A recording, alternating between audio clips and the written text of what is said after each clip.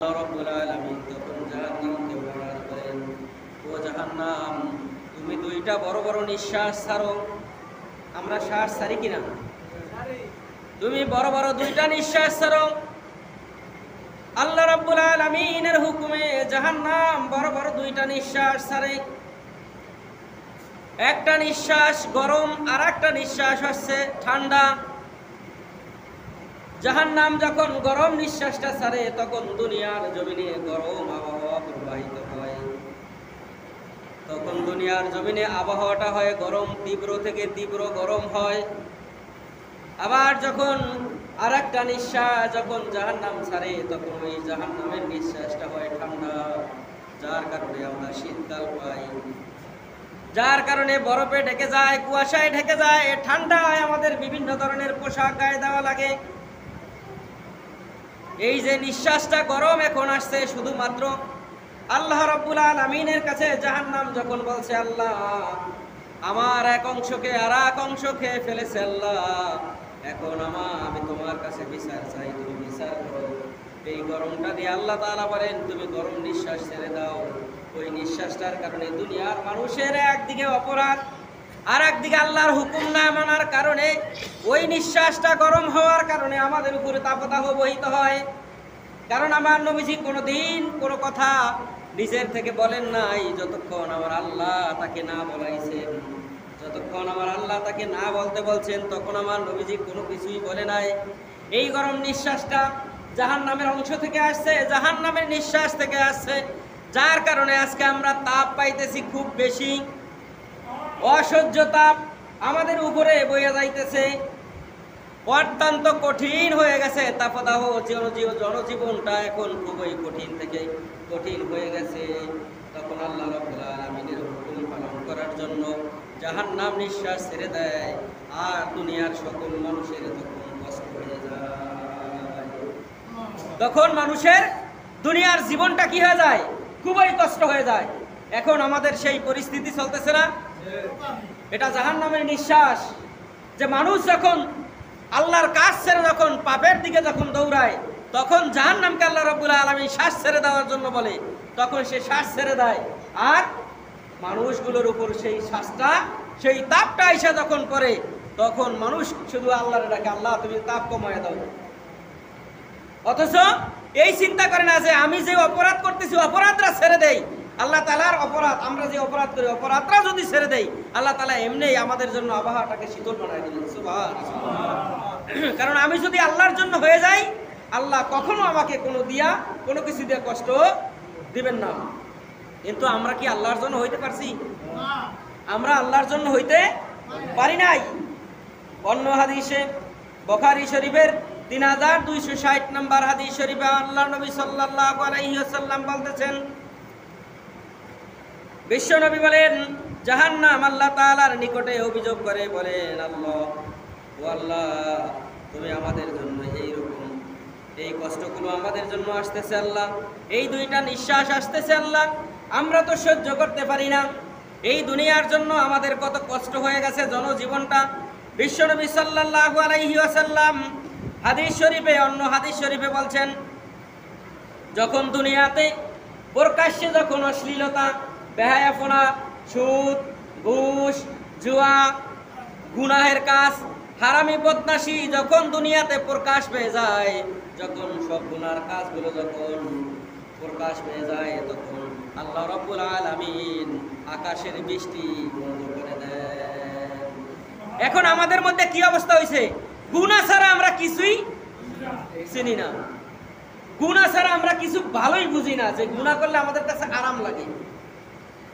আমাদের মুখের গুনাহ, চোখের গুনাহ, হাতের গুনাহ, পায়ের গুনাহ, অন্তরের গুনাহ, বুদ্ধির গুনাহ, বিবেকের গুনাহ, কত রকমের গুনাহ আমরা করতেছি।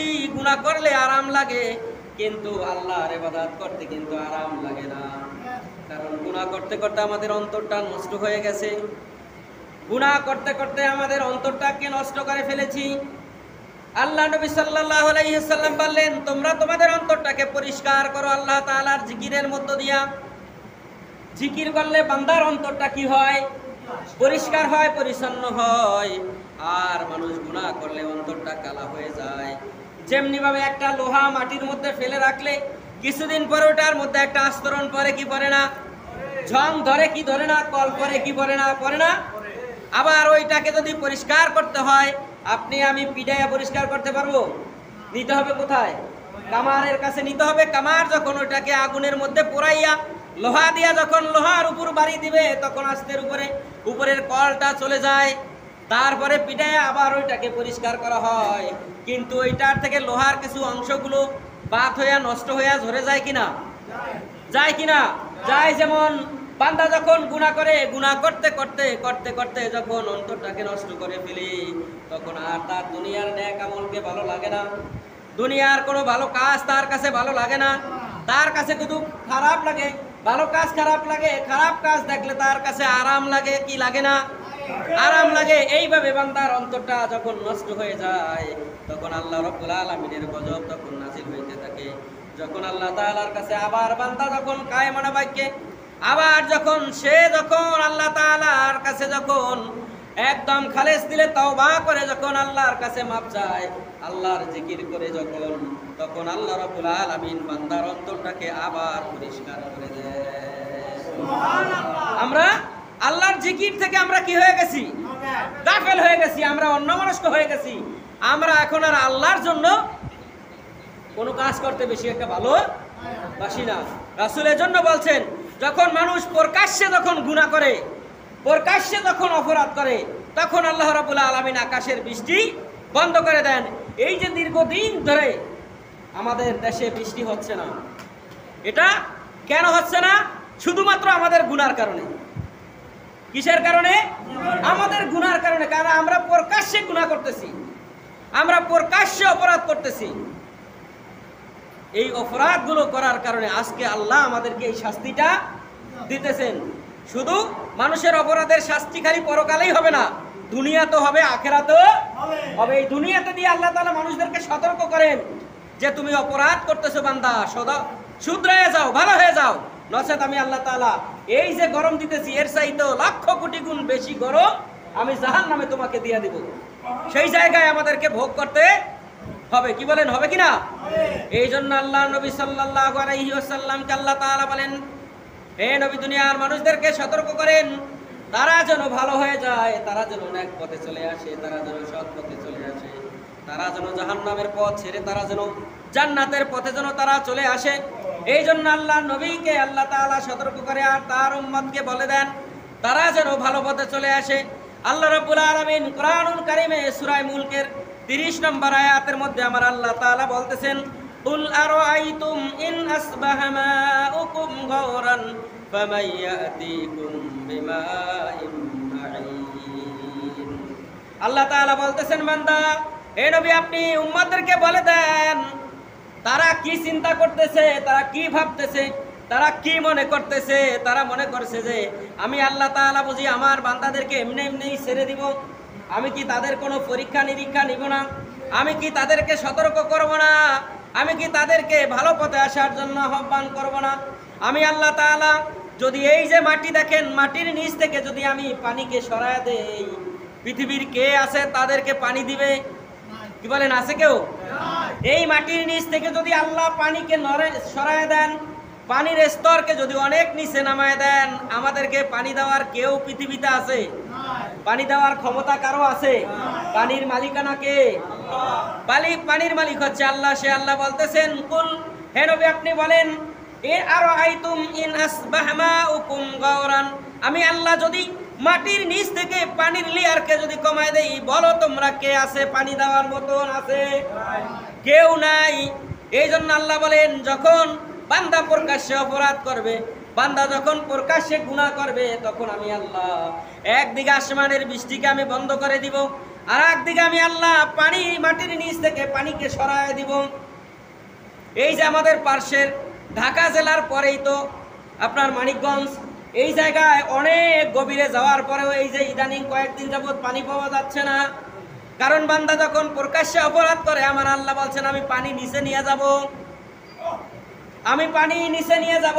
কে তোমাদেরকে পানি দিবে? ফ্রিতে পানি দেওয়ার পৃথিবীতে আর কেউ আছে? আল্লাহ ছাড়া আর কেউ নাই। আমরা কেমনে আল্লাহ তাআলা নাফরমানি করি? আগে একটা পাইপ, দুইটা পাইপ গাললেই মাটির নিচ থেকে ভালো পানি পাওয়া যাইতো। এখন আর ভালো পানি পাওয়া, দুই একটা পাইপে এখন আর ভালো পানি পাওয়া যায় না। এখন বেশি পাইপ গাড়া লাগে, পানি নিচে নিয়ে গেছে আল্লাহ তাআলা। কারণ আল্লাহ কোরআনেই বলছেন সূরা মুলকের 30 নম্বর আয়াত, আল্লাহ বলছেন যদি তোমরা তোমাদের গুনার কারণে আমি আল্লাহ যদি মাটির নিচের পানিগুলোকে আরো নিচে নিয়ে যাই, বলো তোমাদেরকে কে পানি দিবে? কে পানি দিবে? এই যে গরম, এটা কিয়ামতের একটা আলামত। দেখেন, কোনোদিন আরব আমিরাতের মানুষেরা কোনোদিন চিন্তাও করে না তাদের এলাকায় বন্যা হবে, তাদের এলাকা ঘর বাড়ির উপর দিয়ে পানি হবে, কোনোদিন চিন্তাও করে নাই। এই যে এখন বর্তমানে চলতেছে মদিনাতে বন্যায় পুরা এলাকা একদম তছনছ হয়ে গিয়েছে। যেরকম বাতাস ওই রকম পানিতে, বন্যায় পানিতে তলায় গেছে।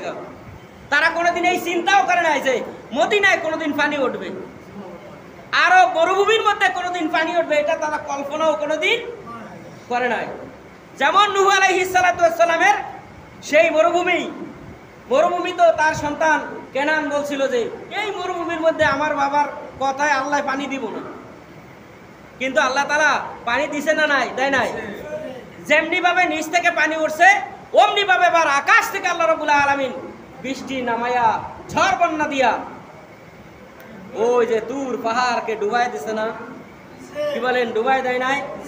কেনান বন্যার পানিতে মাজা সমান পানি হয়েছিল, পাহাড় ডুবে গেছে কিন্তু আর এক মাজা পানি হয়েছে। ওই শয়তান যখন মরতেছিল না, আল্লাহ তাআলা পানি তেমন একটা ঢেউ তৈরি করে দিলেন, এক ঢেউয়ের বাড়িতে তার মাজার উপর যখন আঘাত আনলো, এক বাড়িতে সে কাইত হইয়া দুনিয়ার থেকে জনমের মতন বিদায়। তাহলে অপরাধ করলে আল্লাহ তাআলা দুনিয়া তো শাস্তি দিবেন, আখিরাতেও শাস্তি তো আখিরাতে দিবেনই। এই যে যেই ঘটনা এখন বর্তমান পৃথিবীতে ঘটতেছে, আরব কান্ট্রিতে ঘটতেছে, এইগুলানের জন্য কারা দায়ী? আমাদের অপরাধ দায়ী। আল্লাহ রাব্বুল আলামিন কোরআনুল কারীমে বলছেন, জাহারাল ফাসাদু বিল বাররি ওয়াল বাহর বিমা কাসাবাত আইদিন নাস।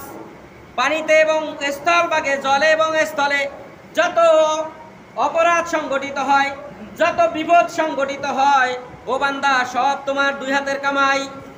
আমরা দুই হাত দিয়া কামাই করেছি, এই অপরাধগুলো আমরা টেনে টেনে এনেছি। আল্লাহ বলছেন, ভালো হয়ে যাও, আমি তোমাদের উপরে কোনো গজব দিব না, কিন্তু ভালো না হইলে কিন্তু আমি আল্লাহ তাআলা মাঝে মাঝে গজব দিয়া তোমাদেরকে শিক্ষা দিব। আল্লাহ তাআলা দেয় কি দেয় না? দিতেছে না? এই গরমটা কি আমাদের জন্য একটা গজব, আমাদের জন্য গরমটা কি গজব। আল্লাহ নবী হযরত মূসা আলাইহিস সালাতু ওয়াস সালামের জামানা উম্মতের আয়েশা বললেন, ও নবী মূসা, কয়েকদিন যাবত আমাদের দেশের মধ্যে বৃষ্টি হয় না। একদিকে তো মরুভূমি, আর একদিকে বৃষ্টি বাদল বন্ধ হয়ে গিয়েছে, খুব কষ্ট হচ্ছে, জনজীবনের মধ্যে খুব কষ্ট হচ্ছে। হযরত মূসাকে তার উম্মতরা বললেন, ও নবী মূসা, তুমি তো প্রত্যেকদিন আল্লাহ রাব্বুল আলামিনের সঙ্গে কথা বলো, তুমি আল্লাহর কাছে একটু বলো, আল্লাহ তাআলা যেন আমাদেরকে একটু বৃষ্টি নামক রহমত দিয়ে যেন আমাদের জীবনটাকে শান্ত করে দেয়, আমাদের অন্তরটা যেন শীতল করে দেয়। হযরত মূসা আলাইহিস সালাতু ওয়াস সালাম উম্মতদেরকে নিয়ে ময়দানে নামাজ পড়ার জন্য গেলেন। হযরত মূসা যখন নামাজ পড়ার জন্য গেলেন, একদিন নামাজ পড়লেন, বৃষ্টি হয় না, আবার দ্বিতীয় দিন নামাজ পড়লেন, বৃষ্টি হয় না, তৃতীয় দিন নামাজ পড়লেন, বৃষ্টি হয় না, চতুর্থ দিন নামাজ পড়লেন, বৃষ্টি হয় না। এবার মূসার উম্মতরা বলল, মূসা, তোমার আল্লাহ বুঝি তোমার উপর বেজার হইছে, যার কারণে আল্লাহ তোমার কথা শোনে না, তোমাকে বৃষ্টি দেয় না। কারণ একে একে যখন 4 দিন নামাজ আদায় করে, যখন বৃষ্টি না হয়, তখন মানুষের মধ্যে সন্দেহ হতে পারে। কি বলেন? কারণ সেই জাতিটা এমন একটা বনি ইসরাইল জাতি যে ওদের সন্দেহটা করা স্বাভাবিক, ওদের চরিত্রটাই এরকম। এবার মূসা নবী আল্লাহ তাআলার কাছে বললেন, আল্লাহ, আমার জাতির লোকেরা আমাকে তো কঠিন চ্যালেঞ্জের মুখে ফেলেছে, আল্লাহ, তুমি যদি বৃষ্টি না দাও, আমি তো তাদের কাছে মুখ হারিয়ে ফেলবে, আমাকে তো তারা স্বীকার করবে না নবী হিসাবে। আল্লাহ রাব্বুল আলামিন ওহী নাযিল করে জানা দিলেন, মূসা, যেই ময়দানে যাদেরকে নিয়ে নামাজ আদায় করতেছো, এই লোকদের মধ্যে একজন নাফরমান আছে, যার কারণে আমি বৃষ্টি দেই না। ওই নাফরমান যতক্ষণ পর্যন্ত ময়দান থেকে না সরে যাবে, ততক্ষণ পর্যন্ত আমি আল্লাহ আমার রহমতের বৃষ্টি তোমাদেরকে দিব না। এবার মূসা আলাইহিস সালাতু ওয়াস সালাম এখন কি করবেন ভেবে চিন্তে আল্লাহ রাব্বুল আলামিনের কাছে বললেন, আল্লাহ এখন আমি কি করব বলো। আল্লাহ বললেন, মূসা ওই লোকটাকে মাঠ থেকে সরায় দাও। এবার মূসা বললেন, ও আল্লাহ আমি তো জানি না সেই গুনাহগার ব্যক্তিটাকে, ওই অপরাধীটাকে আমার তো জানা নাই, কারণ এখানে হাজার হাজার মানুষ, কারণ অপরাধী সম্পর্কে আমার কোনো ধারণা নাই। আল্লাহ তুমি তো জানো। ও আল্লাহ আমি কেমনে তাকে সরায় দিব। আল্লাহ বললেন, তুমি ওই মজলিসে বক্তব্য দাও, ওই গুনাহগার সম্পর্কে তুমি বক্তব্য দাও এবং তাকে সরে যাওয়ার জন্য বলো। মূসা আলাইহিস সালাতু ওয়াস সালাম বক্তব্য দিলেন, বললেন, তোমাদের মধ্যে একজন মানুষ অপরাধী আছে যিনি জীবনে অনেক গুনাহ করেছেন, যার গুনাহের কারণে আমার আল্লাহ তাআলা গোসা করেছেন, বেজার হয়েছেন। ওই লোকটা যদি এই ময়দানে কিয়ামত পর্যন্ত বসা থাকে, তবুও কোনোদিন বৃষ্টি হবে না। ওই লোকটা সরার সঙ্গে সঙ্গে আমার আল্লাহ বৃষ্টি দিবেন। কিন্তু কে আছো গুনাহগার আমি তো জানি না। কে গুনাহ করেছো, অপরাধ করেছো, তোমার নিজের অন্তরে তো জানা আছে। তুমি ওই ময়দান থেকে সরে যাও, তোমার কারণে এতগুলো মানুষকে আর এই দেশটাকে তুমি কষ্ট দিও না। এবার অপরাধী চিন্তা করলো, আমি যদি এই ময়দান থেকে উঠে যাই, সমস্ত মানুষগুলো আমাকে দেখে ফেলবে, সমস্ত মানুষগুলো বলবে এই গুনাহগার, চিরদিন আমাকে গুনাহগার বলে গালি দিবে, আমাকে অপরাধী বলে গালি দিবে। ও আল্লাহ তাআলা, গুনাহ তো নফসের খাতিরে করে ফেলেছি, আল্লাহ তুমি তো সুযোগ দিয়েছো, মাফ করার সুযোগ তো আল্লাহ তুমিও দিয়েছো। রব্বুল আলামিন, তুমি এতগুলো মানুষের মধ্য থেকে আমাকে উঠায় দিয়া তুমি আমাকে লজ্জা দিও না আল্লাহ।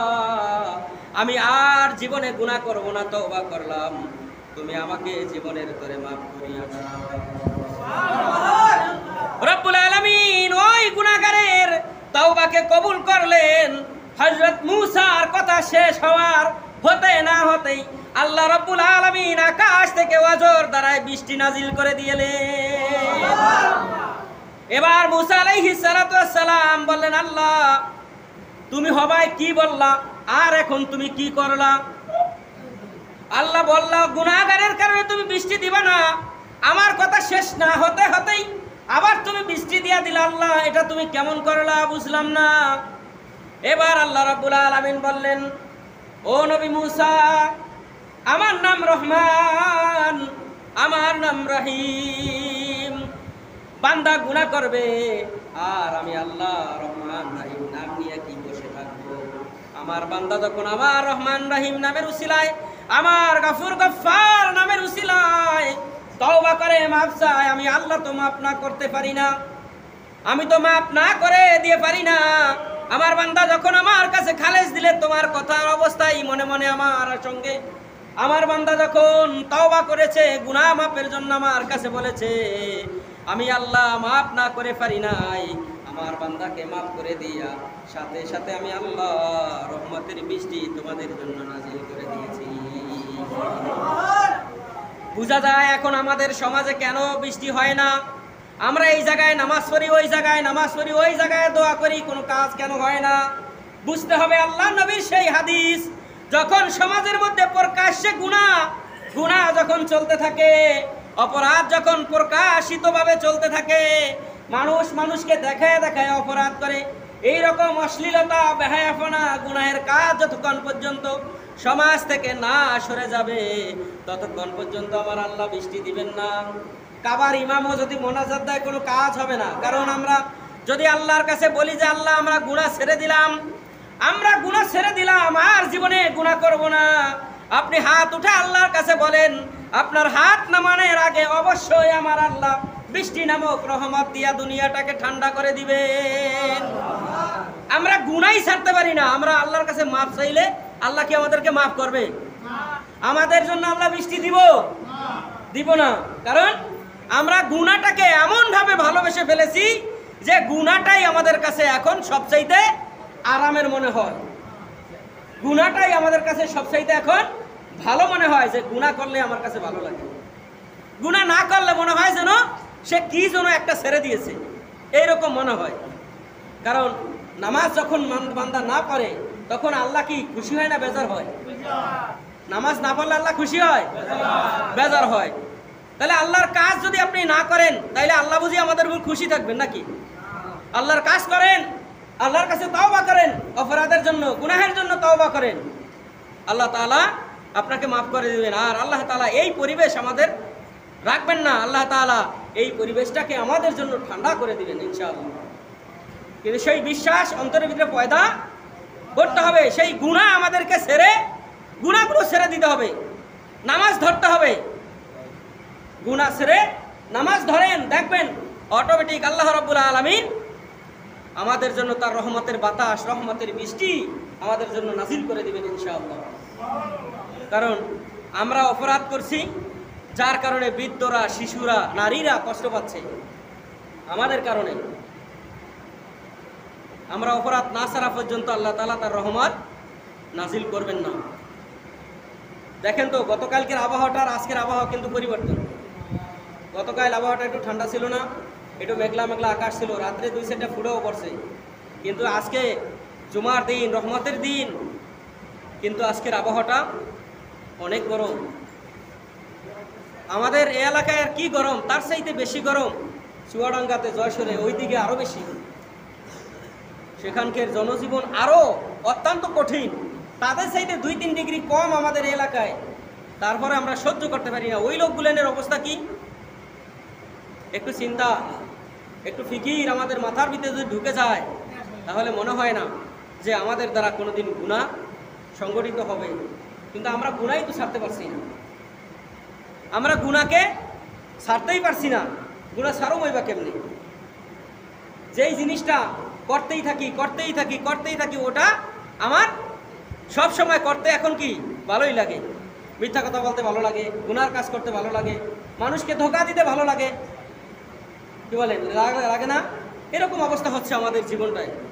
তা আমরা কেমনে আল্লাহ তাআলার কাছে ক্ষমা পাবো? রাসূল সাল্লাল্লাহু আলাইহি ওয়াসাল্লাম আমাদের জন্য এত কাঁদলেন, আজও মদিনায় শুয়ে শুয়ে কাঁদতে আছেন, উম্মতি উম্মতি বলে কাঁদতে আছেন। সেই রাসূলের মদিনায় এখন বন্যা হচ্ছে। বিষয়টা তো সহজ না। যখন জাতির মানুষেরা যখন পাপ করতে থাকবে তখন আল্লাহ তাআলার গজব, যেভাবে রহমতের বৃষ্টি নাজিল হয় ওইভাবে গজবও নাজিল হতেই থাকবে। যতক্ষণ পর্যন্ত জাতির কর্ণধর যারা থাকে তারা যতক্ষণ পর্যন্ত তাওবা করে ভালো না হয়ে যাবে ততক্ষণ পর্যন্ত আল্লাহ তাআলা বৃষ্টি নামক রহমত দিবেন না। এখন আমাদের জাতির যারা নেতৃত্ব দিচ্ছেন, কর্তৃত্ব যারা করছেন, তারা কি তওবা করছে? তারা কি তওবা করে আল্লাহ তাআলার কাছে মাপ চাইছে? আজকে এই যে এত পরিস্থিতি, এত কঠিন অবস্থা আমাদের হচ্ছে, তারা কি একবারও আল্লাহ তাআলার কাছে তওবা করে মাপ চাইছে যে আল্লাহ আমাদের অপরাধের কারণে আমার প্রজাদেরকে তুমি কষ্ট দিও না, আল্লাহ তুমি আমার প্রজাদেরকে শান্তির ব্যবস্থা করে দাও, রহমতের বৃষ্টি তুমি দিয়ে দাও, আমরা তওবা করলাম, আর জীবনে গুনাহ করব না, আর জীবনে আমার প্রজাদেরকে আমরা ঠকাবো না, আমাদের প্রজাদেরকে আমরা ধোঁকা দিব না, তাদের সঙ্গে প্রতারণা করব না। একটু তারা যদি খালেস দিল আল্লাহ তাআলার কাছে তওবা করে, দেখবেন রহমতের বৃষ্টি আল্লাহ রাব্বুল আলামিন এই জমিনে অবশ্যই নাজিল করে দিবেন। কিন্তু আমরা গুনাহ ছাড়তে পারতেছি না, অপরাধ ছাড়তে পারতেছি না, নামাজ পড়ি না, রোজা থাকি না, হজ করি না, যাকাত দেই না, ভালো কাজ করি না, ভালো কাজে আদেশ করি না, খারাপ কাজ করি, খারাপ কাজে বাধাও দেই না। আর আমরা কেমনে আল্লাহ তাআলার কাছে হাত উঠে মোনাজাত করলে আমাদেরকে আল্লাহ বৃষ্টি দিবেন? আমার মনে হয় আল্লাহ তাআলা দেবেন না। কারণ রব্বুল আলামিন আমাদের উপর গোসা করেছেন, রব্বুল আলামিন আমাদের উপরে গোসা করেছেন। আমার এক ভাইকে মেরে ফেলে আমি কিছুই কই না, আমার এক ভাইকে মারে আর আমি কিছুই বলি না, আমার জবান থেকে একটা উহ আহ শব্দ পর্যন্ত তাদের দুঃখে বের হয় না। আমরা রাস্তায় হাঁটি আবার বলি যে তাদের যদি অপরাধ না থাকতো তাইলে কি তা করে মারতো, কি বলেন? এরকম কথা আমাদের মুখ থেকে, আমাদের নামদারি মুসলমানদের মুখ থেকে বের হচ্ছে। আজকে তারা কি তাদের ঘরবাড়ির জন্য তারা ইসলামের পক্ষে তারা যুদ্ধ করতেছে? তারা শুধুমাত্র আল্লাহর দ্বীন আল্লাহর জমিনে প্রতিষ্ঠা হোক এই জন্যই তারা জীবন দিতেছেন। আল্লাহর ঘর আল্লাহ তাআলা তৈরি করেছেন। হযরত সুলাইমান আলাইহিস সালাম যেই ঘরটা তৈরি করেছেন, আজকে তারা সেই ঘরটা দখল করে রেখেছে। মুসলমানদেরকে নামাজ পড়তে দেয় না, মুসলমানদেরকে ঢুকতে দেয় না মুসলমানদের ঘরে। এই জন্য তারা জান দিচ্ছে, জীবন দিচ্ছে। আর আমরা বলি তারা দোষ করছে দেখেই তাদেরকে মারে। 35-36 হাজার মানুষ জীবন দিয়েছেন শুধু এই ঘরটা রক্ষা করার জন্য। আর কত জীবন যে যায় আল্লাহ তাআলাই জানে। আমরা যতক্ষণ পর্যন্ত মুসলমান জাতিরা ভালো না হব, এক হতে না পারবো, ততক্ষণ পর্যন্ত আমাদের উপর আল্লাহ তাআলার রহমত নাজিল হবে না। আমরা আল্লাহকে ভুলে গিয়েছি, রাসূলকে ভুলে গিয়েছি, কোরআনকে ভুলে গিয়েছি।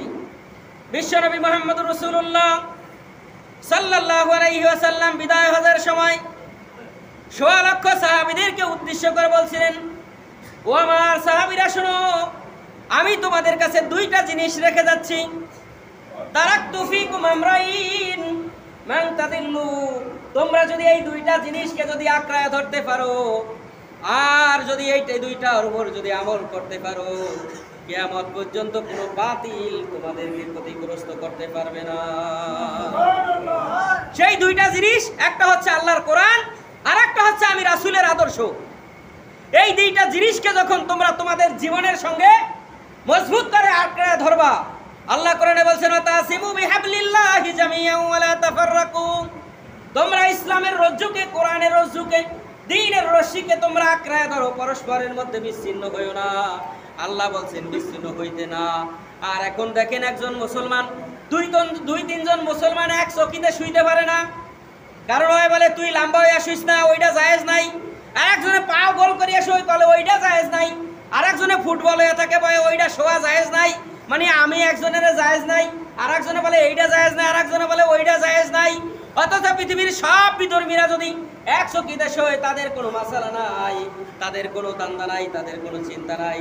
যেমনি ইচ্ছা তারা সেই দিকেই শুইব, কেউ কাউকে জিজ্ঞাসা করবে না। সব যত রকমের সমস্যা সব মুসলমানদের মধ্যে, কি বলেন ঠিক না? সকল সমস্যা কাদের মধ্যে? মুসলমানদের মধ্যে। কেউ বলে কান পর্যন্ত হাত উঠাইতে হবে তাকবীরে, কেউ বলে ঘাড় পর্যন্ত উঠাইব, কেউ বলে হাত মাথার উপর উঠাইয়া লাইব। এটি নিয়ে যত সমস্যা আমাদের মধ্যে, কি বলেন? কেউ বলে খাড়াইয়া, কেউ বলে বৈশা, কেউ বলে নাভির উপরে, কেউ বলে বুকের উপরে, কেউ দেয় সারিয়া। এইটা নিয়ে আমাদের যত ঝামেলা, কি বলেন ঝামেলা না? এটি নিয়ে আমরা আছি। আমরা ফরজ ওয়াজিব নিয়ে আমরা কি, আমরা ফরজ নাই, ওয়াজিব নিয়ে নাই, আমরা কোরআন নিয়ে নাই, ইসলাম নিয়ে আমরা নাই। আমরা আছি যত ফতোয়াবাজিতে। মুসলমানরা আছে কিসে? খালি ফতোয়াবাজিতে। কেউ কে 8 রাকাত, কেউ কে 20 রাকাত। এলে গাই ঝগড়া করার কারণে কেউ কে আমি পড়িমই না। এই তো অবস্থা হয়েছে, কি বলেন? সমাজে এই অবস্থা হয়েছে না? এই ফিতনা শুধু কি করতেছি আমরা, বাজায় আমাদেরকেই আমরা, আমাদের পায়েই আমরা কুড়াল মারতেছি। আপনার যা ভালো লাগে আপনি পড়েন, সমস্যা কি? পড়তে থাকেন। একজন মুসলমান, একজন বিধর্মী যখন মুসলমান হয়, তখন তাকে সর্বপ্রথম দেওয়া হয় শুধু ফরজ পড়েন। আপনার ওয়াজিব আর সুন্নত, নফল, মুস্তাহাব এগুলোই লাগবে না, আপনার খালি ফরজ পড়েন। দেখবেন একজন নও মুসলিম যখন ফরজ পড়ে, ফরজের প্রতি যখন তার মনটা একেবারেই চলে আসে, তখন তাকে আবার বলা হয় ভাই ফরজের পাশাপাশি মাত্র 3 রাকাত আছে ওয়াজিব, আপনি এটাও করেন। দেখবেন এইটাও যখন সে পড়া শুরু করে, যখন তার আল্লাহর ইবাদতের উপরে যখন মনটা বসে যায়, তখন তাকে বার্তায় দেওয়া হয় ভাই প্রত্যেক নামাজে কিছু কিছু সুন্নত আছে। যেমন ফজরে 2 রাকাত, জোহরে 6 রাকাত, আসরে সুন্নত আছে, না পড়লে সমস্যা নাই, পড়লে সওয়াব হবে। মাগরিবে 2 রাকাত, এশারে 2 রাকাত, এইটু একটু বাড়ায় দেয়। দেখবেন ওই লোকটা আস্তে আস্তে আস্তে আস্তে যখন ফরজ, ওয়াজিব, সুন্নত যখন তার মন বসে যায় ইবাদতে, তখন তাকে বলা হয় তুমি নফল করো, তুমি মুস্তাহাবের আমলগুলাই করতে থাকো। কিন্তু আমরা কি করি? নফল, মুস্তাহাব, সুন্নত এইগুলো নিয়ে আমরা খালি মারামারি করি, আমাকে ফরজও নাই, ওয়াজিবও নাই। যার কারণে এই সুযোগ বিধর্মীরা নিয়ে আমাদের মধ্যে দুইটা ভাগ করে দিয়েছি। আল্লাহ নবী সাল্লাল্লাহু আলাইহি সাল্লাম বলছেন, বনি ইসরাইল কিয়ামতের ময়দানে হবে 72টা কাতারে, আর উম্মতে মুহাম্মাদি হবে 73টা কাতার। 72টা কাতারেই যাবে জাহান্নামে, একটা কাতার মাত্র থাকবে সেই দিন, ওই একটা কাতার রাসূলের সঙ্গে জান্নাতে যাবে। এখন চিন্তা করেন 73টা দলের মধ্যে যদি 72টাই বাদ হয়ে যায়, তাহলে আমরা কি এক কাতারের মধ্যে আছি? আমরা চিন্তা করি টুপি কার গোল, কারটা লম্বা, কারটা পাস করলি, কারটা ফুক্কা, কি বলেন? এই নিয়ে ধান্দা করি না খালি। পীরের কাছে গেলে সে তাকায় আগে মাথার দিকে, মাথায় কি হ্যাঁ দলের লোক হ্যাঁ টুপিটা পড়ছে কিনা। এই যে একটা ফেকরা, এটাও কি আমাদের মানুষদেরকে মুসলমানদের মধ্যে কি করছে? ভাগ করে দিয়েছে। মুসলমানদের মধ্যে এই টুপি নিয়েও কি করছেন? ভাগ করে দিয়েছেন। আল্লাহ নবী সাল্লাল্লাহু আলাইহি ওয়াসাল্লাম কি টুপি নিয়ে ভাগ করে দিয়েছিল? মুসলমানদের কোনো ভাগ আছে? মুসলমান কয় দল? মুসলমান কয় দল? এক দল। আমরা একটা দল। একটা দল যখন আমরা হতে পারবো, তখনই আল্লাহ রাব্বুল আলামিন আমাদের উপর আল্লাহর আরশের রহমত নাজিল করে দিবেন। এজন্য রাসূল বলছেন, যেই দিন তোমরা জুমার নামাজ, জুমার জামাত এবং ফজরের জামাত এক হয়ে যাবে, সেই দিন তোমরা অপেক্ষায় থাকো, আমি আল্লাহ রাব্বুল আলামিন এই দুনিয়ার জমিনে দিন কায়েম করায় দিব। এমনি সুবহানাল্লাহ। আমরা যতই চিল্লাপাল্লা করি, আমরা দিন কায়েম করতে পারবো না যতক্ষণ আমরা এক হইতে না পারবো, যতক্ষণ পর্যন্ত আমরা কোরআনের অনুযায়ী জীবন গঠন করতে না পারবো, সুন্নাত আমার জীবনের মধ্যে আঁকড়ে ধরতে না পারবো, ততক্ষণ পর্যন্ত আমরা এক হইতে যখন পারবো না, আমাদের উপর আল্লাহ তাআলার রহমতও ওইভাবে আসবে না। এজন্য আমরা সবাই কি হয়ে যাই? আমরা সবাই এক হয়ে যাই। আমরা মুসলমান, এটাই আমাদের পরিচয়। আমরা মুসলিম, এটাই কি আমাদের পরিচয়। আমাদের আর কোনো পরিচয় আছে? আল্লাহ রাব্বুল আলামিন যখন আমার লাশটা কবরে রাখবেন, ফেরেশতারা যখন কবরের মধ্যে আসবেন, তখন আমাকে জিজ্ঞাসা করবে, তুমি কোন দলে আছিলা? তুমি কি দুনিয়ায় বিএনপি, আওয়ামী লীগ, জাতীয় পার্টি, জামাত না জাসস, কোনটা করছো? প্রশ্ন কি কবরের মধ্যে আর কোনো হবে? কি প্রশ্ন হবে? আমার রব্বুকা, তোমার রবকে। আমার উত্তর দিতে হবে রব্বি আল্লাহ। যদি আমার জবাব জানা থাকে, আমি উত্তর দিব রব্বি আল্লাহ। আমাকে প্রশ্ন করা হবে ওমান দিনুকা, তোমার দিন কি, তোমার ধর্ম কি, তোমার জীবন ব্যবস্থাটা কি?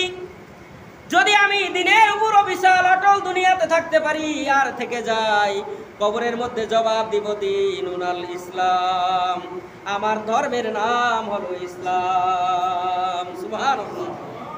আর এরপরে এই প্রশ্ন করা হবে আমার নবিউকা বা মান হাজার রাজুল, এই ব্যক্তি সম্পর্কে তোমার ধারণা কি? তোমার নবীকে উত্তর আসবে নবিয়ুনা মুহাম্মদুর রাসূলুল্লাহ সাল্লাল্লাহু আলাইহি ওয়াসাল্লাম। কবরের মধ্যে এই প্রশ্নগুলাইন করা হবে, জিজ্ঞাসা করা হবে না তুমি কোন দল করতা দুনিয়ায়, এইটা জিজ্ঞাসা করবে না। দুনিয়ায় আপনার যেইটা ভালো লাগে দল করেন, কিন্তু আল্লাহর ফরজের ওয়াজিবের ব্যাপারে, আল্লাহর ইবাদতের ব্যাপারে কোনো ভেদাভেদ করা যাবে না। কি বলেন, যাবে? আমরা মুসলমান সবাই ভাই ভাই, আপনার পছন্দ হয় আপনি যেইটা করেন, কোনো আপত্তি নাই। আপনাকে নিষেধ করা হয় নাই যে আপনি করতে পারবে না, ইসলাম আপনাকে নিষেধ করে নাই। তবে আল্লাহ রাব্বুল আলামিন কোরআনুল কারীমের মধ্যে বলছেন, আল্লাহ তাআলা কোরআনে সূরা মুলকের মধ্যে বলছেন, আমি আল্লাহ রাব্বুল আলামিন তোমাদেরকে বিবেক দিয়েছি, এই বিবেক দিয়া কোনটা তোমার কাছে পছন্দনীয়, কোনটা তোমার কাছে ভালো, কোনটা আল্লাহর দল, কোনটা রাসূলের দল, এটা তোমাকে বিবেক দিয়া তারপরে তোমাকে চিনে নিতে হবে। এইটা আল্লাহ তাআলা আমাদেরকে বিবেক দিয়া জানায় দিয়েছেন দুনিয়াতে। এই জন্য আমাদেরকে দুনিয়াতে এই দিকে চিন্তা করতে হবে, আমাদেরকে এই দিকে ফিকির করতে হবে। কিন্তু আমরা মুসলমান, এটার মধ্যে কোনোদিন কোনো ভাগ করা যাবে না। কিন্তু আমরা ভাগ করতে করতে কাটতে কাটতে টুকরা টুকরা করে ফেলেছি। এখন আর আমরা কোনটা আসল ইসলাম, কোনটা নকল ইসলাম, কোনটা আসল ধর্ম, কোনটা নকল ধর্ম, এটা আমরা এখন আর বুঝাটাই আমাদের জন্য কি কষ্ট হয়ে গেছে। সাধারণ মানুষেরা এখন কি কয় এক ভিতরেই যেহেতু দলাদলি, তাই আমরা ওইদিকে যাইমই না। আমরা কি করছি, তাদের মধ্যে ডিবেট করে দিছি, ভাগাভাগি করে দিয়েছি। এই জন্য কিন্তু কিয়ামতের ময়দানে আমাদেরকে আল্লাহর আদালতে দাঁড়াতে হবে। তবে আপনিও রেহাই পাবেন না, কারণ আপনার কাছে আপনি অন্ধ নন যে আপনার কাছে আল্লাহর কোরআন আসে না। আল্লাহ জিজ্ঞাসা করবে, ও বান্দা তুমি পথ হারায় আজকে কেন জাহান্নামে আসলা বলো? তখন বান্দা বলবেন, আল্লাহ আমাদেরকে কেউ তোমার কোরআনের দাওয়াত দেয় নাই, কেউ তোমার দিনের দাওয়াত দেয় নাই, কেউ আমাদেরকে ইসলামের দিকে আনে নাই, কেউ আমাদেরকে নামাজের দিকে ডাকে নাই। আল্লাহ তাআলা বলবেন কেউ যেহেতু ডাকে নাই, কিন্তু আমি আল্লাহ তো আসমান থেকে তোমাদের জন্য পথ দেখায় দেওয়ার জন্য কোরআনুল কারীম নাজিল করে দিয়েছি। তোমরা কি কোরআনও দেখো নাই? আজকে আরেকজনের, আমাদের চরিত্রটা কি জানেন? আমরা আরেকজনের উপর দোষ দিয়া বাঁচতে পারলেই বুঝি বাঁচতে গেলাম গা, মানে আরেকজনের উপরে দোষ, আরেকজনের ঘাড়ে দোষ চাপায় দেওয়াটাই আমাদের অভ্যাস হয়ে গেছে গা। আল্লাহ তাআলা আমাদেরকে আল্লাহর দ্বীন ইসলামকে বুঝে আমল করবার তৌফিক দান করুক, সকলে বলি আমিন।